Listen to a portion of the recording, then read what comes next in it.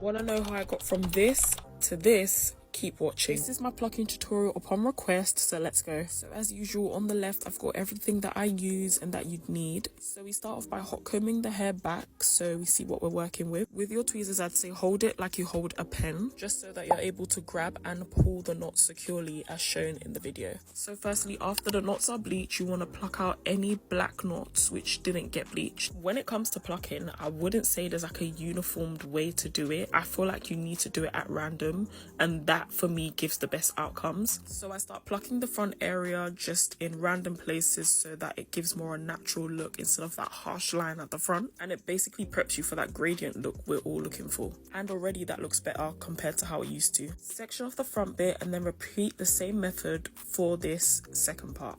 As this part is more denser than the front, this is where more effort comes in, and I begin to pluck as I move down. Any parts that appear denser like this, that's where you target. You want to make sure you're pulling with strength, but not too much though, because you don't want to rip the lace. You also don't want to stay and be plucking in the same space for too long.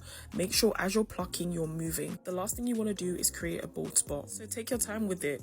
Plucking is definitely something that shouldn't be rushed. Then I flip over the front section of the hair, hot comb it, and now look.